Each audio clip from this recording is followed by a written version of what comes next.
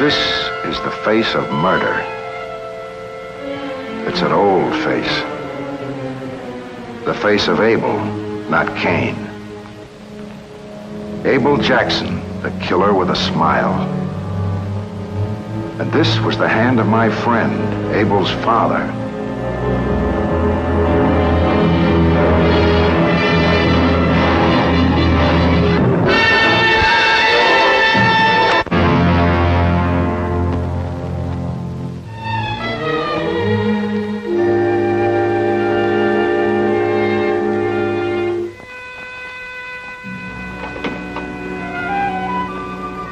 Griffith Jackson was a private investigator, like me. We'd worked many cases together. And one thing we both knew, that the most baffling crime there is the one with the Judas touch.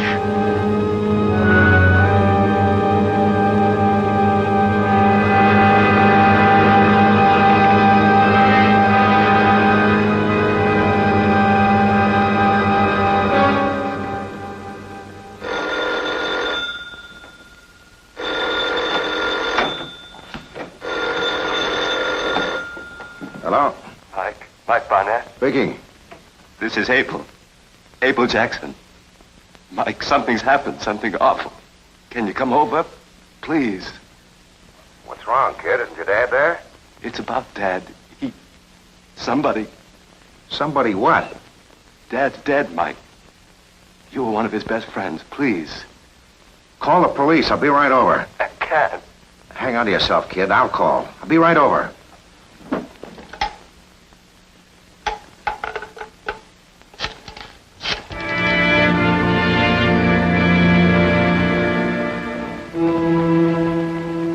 What was your dad working on, Abel?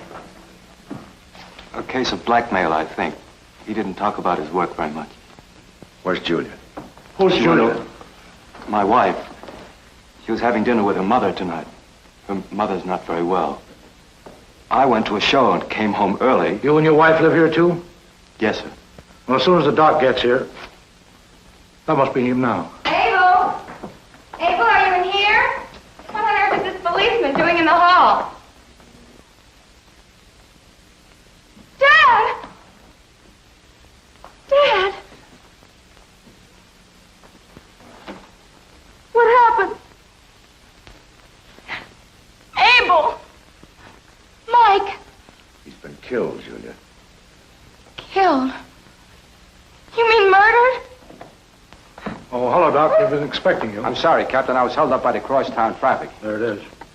There's no point in having the kids sit through this, Captain. How about my taking them upstairs and talking to them? Okay, Mike. I'll call you when I bring them down again.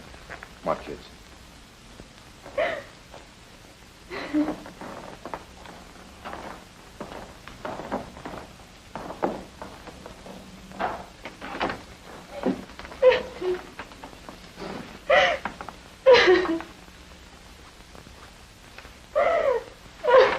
Can it wait, Mike?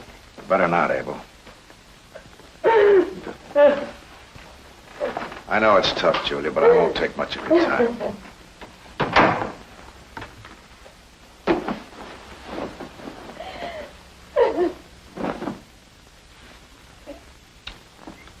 It just doesn't make sense. Griffith Jackson was too good an investigator. He didn't just sit there and let someone put a stiletto through him. Unless what, Mike? Unless it was someone he knew awfully well. An old friend, perhaps, a client. Someone he knew and trusted so much he didn't even take his hand off the book he was reading to protect himself. What was he reading? Paradise Lost. It was one of his favorites. He used to read it again and again. We've told you all we know, Mike. He was working on a blackmail case. He told us about that one night at dinner, but that's all. He was awfully close-mouthed about his work.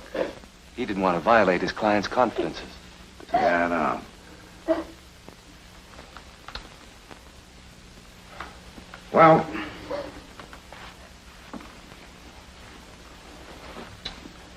Captain Lundquist is collecting his files. They may give us something. His files? Yeah. Isn't likely that the murderer's name will be there in black and white, but they may lead it somewhere. It was kind of you to help out like this, Mike. Thanks a lot. I didn't know which way to turn. It's okay. I'll keep in touch with Captain Lundquist. If he finds out anything, I want to know about it. You've gone to a lot of trouble already. They might resent you continuing on the case. Ordinarily, they might. But your dad was an old friend of mine. And besides... What? If one private detective can wake up wearing a stiletto, you figure maybe it's up to you to find out who hates private detectives so much and do something about it.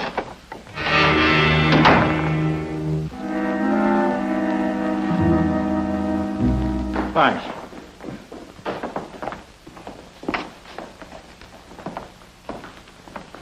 Find anything, Captain? Not yet. Do me a favor, will you? Sure, if it's legal. Keep me posted. This is personal. Okay, Mike, maybe. But no state secrets. I may know more after I go through these. Anything on that? Only prints were his own. I wasn't really hopeful about it. Want to improve your mind, Mike? Don't be funny. There's no room for improvement.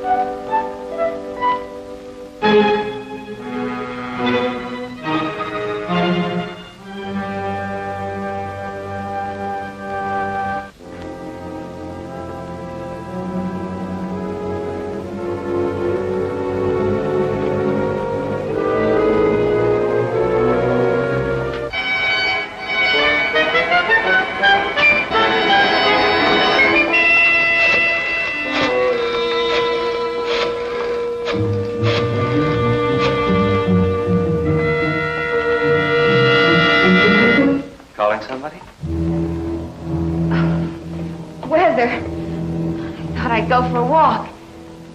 What does weather say? Oh, it's going to storm. It's too cold anyway. You been reading? Yes. I tried.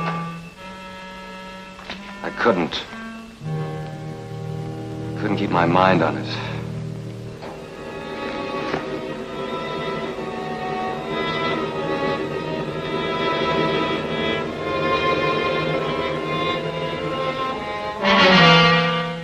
You're sentimental. Yes. I guess I am. Reading it made me feel closer to him somehow. How can you stand being in this room? Everywhere you look, you're reminded. Yes. That's why I thought I'd take a walk. Don't. Don't go out, Julia. Somehow I don't want to be left alone right now. All right, Abel. I won't go. I'll stay. I'm sorry, Abel. I didn't realize I've been neglecting you today. What have you been doing? Wondering. Thinking about him. What a wonderful guy he was. Even praying. Oh? What did you pray for? That whoever did it would be caught. Don't worry, Abel. He will be. He? Oh, or she, or whoever it was. You're right, Abel. This room is depressing. Why don't I make some tea and we can have it upstairs in the sitting room? Would you like that? Yes. It might cheer us up. All right, then. You go on upstairs and I'll have the tea ready in a jiffy. Go on. You're a wonderful girl. Thank you, Abel. I try to be.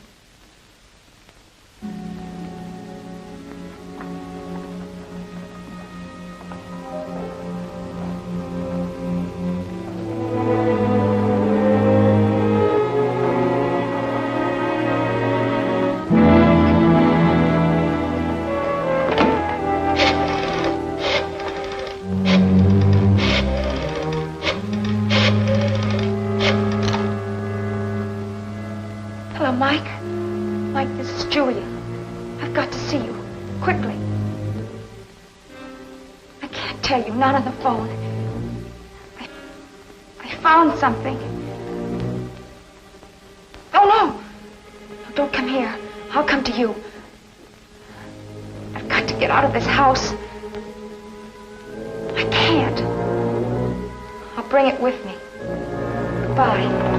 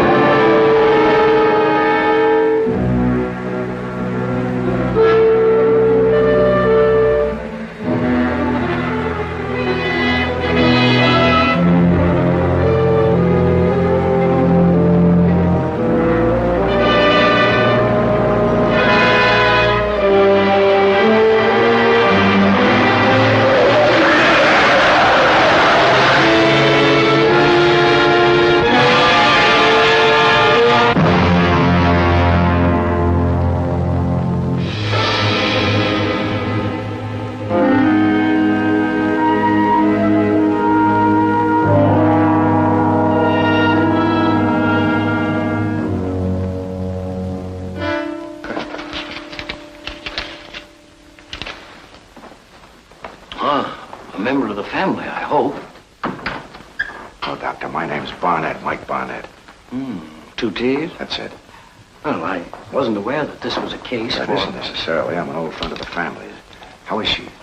Well, she's going to be all right, Mr. Barnett. Only I wouldn't care to move her for some hours. How'd she get here? Why not a hospital? Well, that's where she would be, except that some well-meaning neighbors moved her in here instead of waiting for the ambulance. The woman who owns this place had hysterics, and I had to put her under sedation. What a mess. No one else around? No one. The owner lives alone. No, I dislike leaving until a member of the family arrives, but... That must be her husband. Oh, good. I'll talk to him in the hall. Remember, no noise, Mr. Barnett. No disturbance. I'll be back later.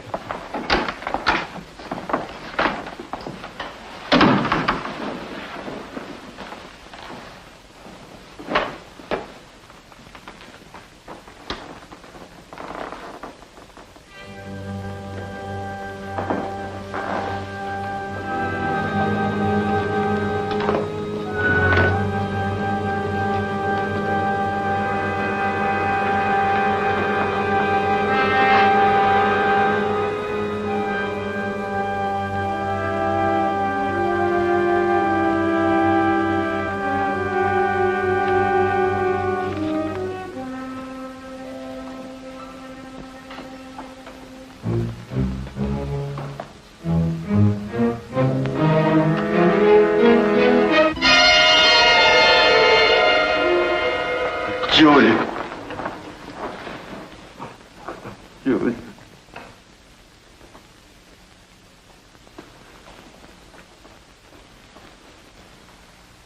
didn't expect to find you here, Mike. I'm glad you are. Captain Lundquist called me, Abel. I don't understand. So much all at once. Captain Lundquist said it. Troubles never come singly. That's Dad's. Uh-huh. Julia had it with her. She was on her way to see me. She had something to tell me. Will she? Oh, yes, she'll be able to tell me sooner or later. We'll just have to be quiet and careful till the doctor comes back. Yes. You must be careful.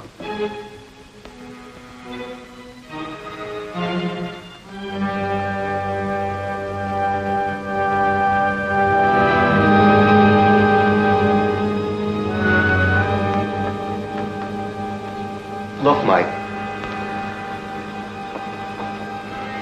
There's no reason for both of us staying. I mean, she'll be in shock and coming to here in a strange house and... Well, I'm her husband. She'd be more apt to tell me.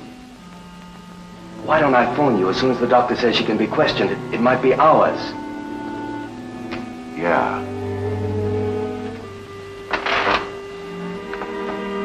Makes sense.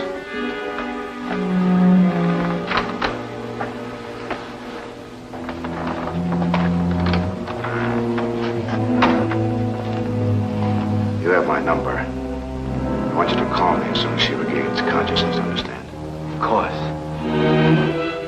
Okay.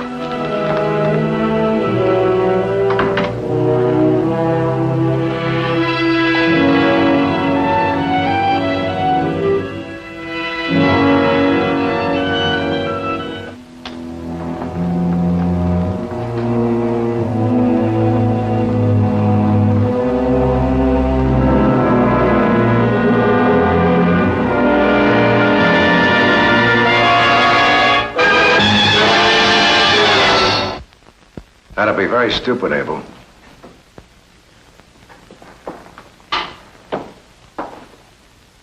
I know what she had to tell me. She looked uncomfortable. I just wanted to make her comfortable. Eternally comfortable? I thought you'd gone. That's what you were supposed to think. What does that mean? It means, Abel, that you had to make the first move. You're not making sense, Mike. I was just gonna... Make her comfortable. You said that. Shall I tell you a story, Abel? What about? Captain Lundquist told it to me. It bears repeating. It concerns the son of a private detective who stole information from his father's private files and used it to blackmail an ex-client of his father's. The detective cracked the case, but he got killed for his effort. But not before leaving a clue to the identity of the killer. What's that? I don't get it. I'll show you. Stay over there, Mike. You're knife happy, Abel. Stay there, Mike. I'd hate to hurt you. All right, then. I'd hate to hurt her. I'm closer to her than you are. So that's how it is. That's how it is. What's in that book? A clever man, your father. He left a clue for anyone who cared to read it and make sense of it. Listen. Before me in opposition sits grim death, my son and foe. And in the margin the date his son and foe killed him. It's all he had time to leave. An imaginative man who knew his poetry. This is what Julia found. Is that all? That's no proof, what you just read? There's nothing that could lead back to me in a court? Of course there isn't. If there were, Captain Lundquist would be here. Nothing leads back to you except that knife in your own hand. Come on, Abel. Why did you do it? Does it matter? Does it what? It was for her.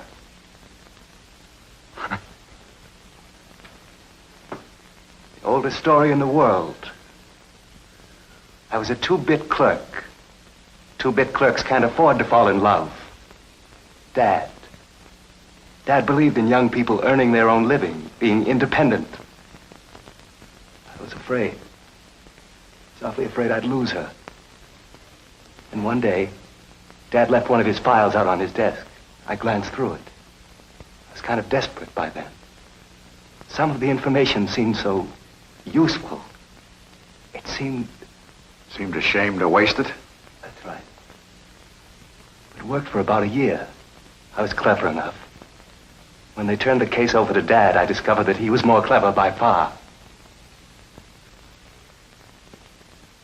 I wanted to buy her things. Nice things. I wanted to keep her close to me. I wanted to be a big man in her life. I had what I wanted for about a year. No pillow fights, Mike. Drop it! I found out that love, well, it just isn't. Just another word for safety. So now you're ready to kill her. She was disloyal. She was ready to turn me in. The eternal killer's logic. Everybody's against you. Just one more thing. Why call me in on it?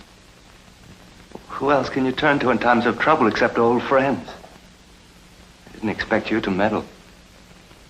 We can't stay here forever. I don't want to kill again.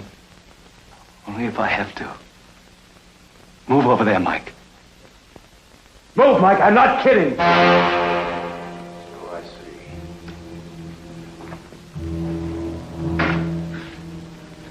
I'm going, Mike. Don't move. It's not you I'd go for. It's an awful spot to be in once you've killed. But I don't want to die.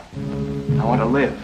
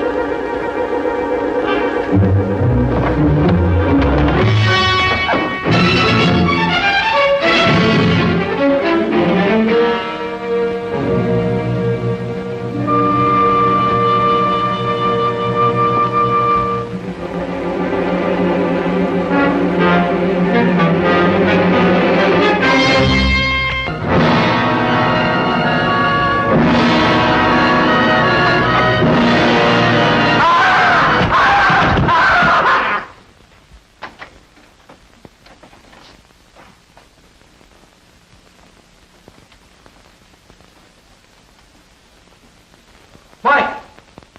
Where are you? Are you all right?